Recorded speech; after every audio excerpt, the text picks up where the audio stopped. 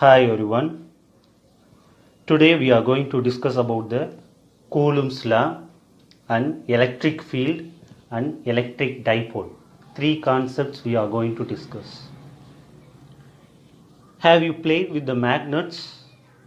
A magnet has two poles. They are north pole and south pole. We know that like poles repel each other.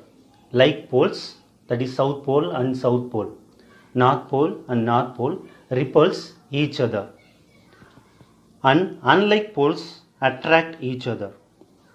Unlike poles means north pole and south pole, or south pole and north pole. It's not here. A north pole and south pole is example for unlike poles. They will attract each other. Compare these concepts with the charges. We know that there are two charges. One is positive charge and another one is negative charge. As magnets, like charges repel each other.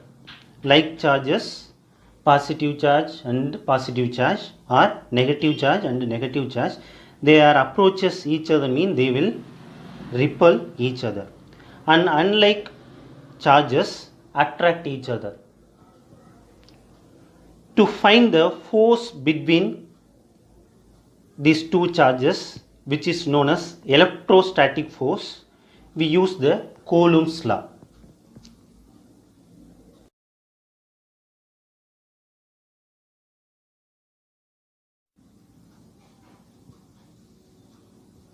In the year 1786, Coulomb gave the expression for the force between two stationary point charges in vacuum or free space.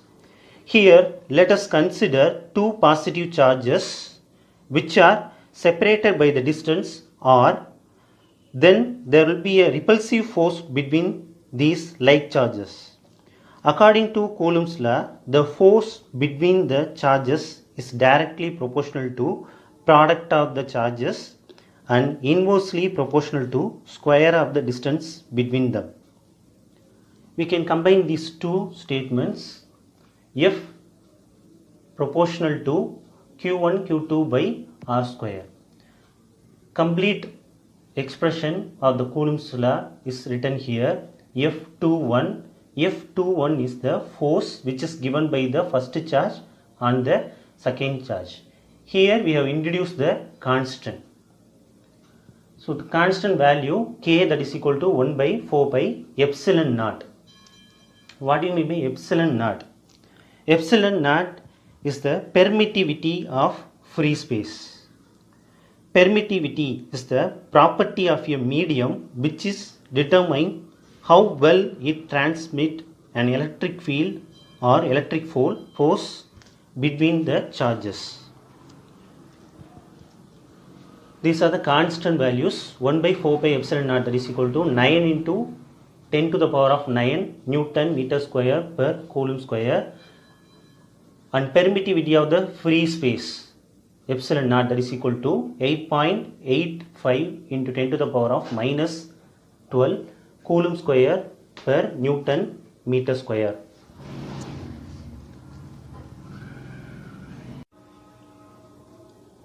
So far we have found the force between the point charges which are in free space. If some other medium which has the permittivity epsilon is included between the charge, the Coulomb's force takes the new form. Epsilon is the permittivity of the medium, and epsilon naught we know, that is the permittivity of the free space.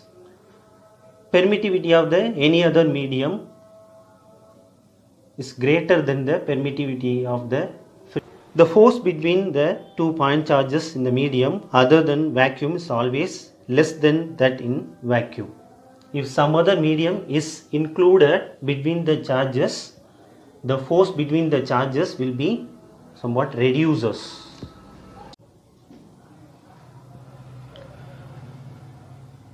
Now we are going to discuss about the electric field.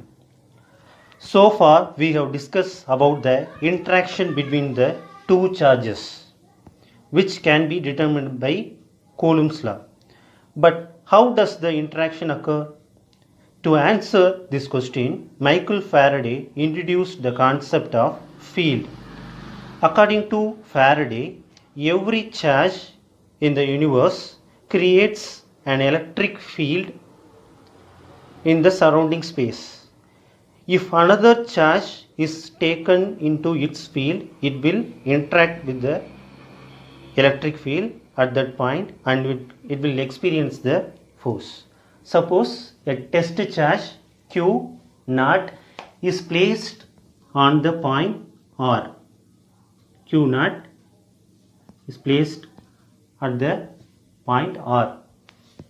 There will be no force of attraction between the two charges because R is outside of the electric field. Suppose the Q naught is placed at the point P, then there will be a force of repulsion or attraction because the test charge is taken into the electric field. I hope you can understood about the electric field. In the electric field only the second charge can experience the force given by the source charge. Let us take the source point charge placed at a point in space and another point charge Q naught, that is test charge, is placed at some point P which is at the distance R from the source charge. The electrostatic force experienced by this test charge is F, that is equal to 1 by 4 pi epsilon naught Q into Q naught by R square. R is nothing but a distance between the two charges. The electric field at the point P at the distance R from the point charge is the force experienced by that test charge. Electric field intensity, that is equal to force experienced by the test charge. So F by Q naught, that is equal to, what is the remaining thing in that expression, 1 by 4 pi epsilon naught Q by R square, because Q naught is taken to other side. So Q by R square into R cap.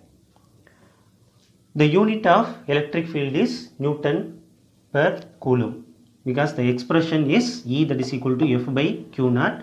The unit of force is Newton per the unit of charge is Coulomb.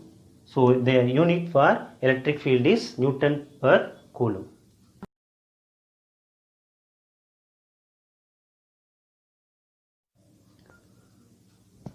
To understand about the electric field, we use the electric field lines. Electric field vectors are visualized by the concept of electric field lines.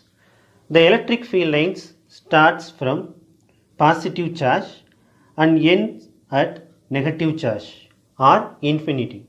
Suppose there is no negative charge, the field line which starts from positive charge are considered to be entered infinity.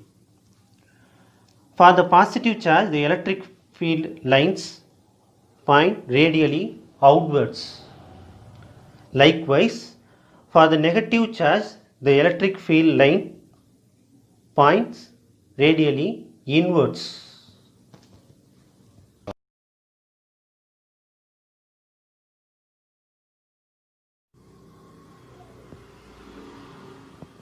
Let us discuss the last topic, electric dipole.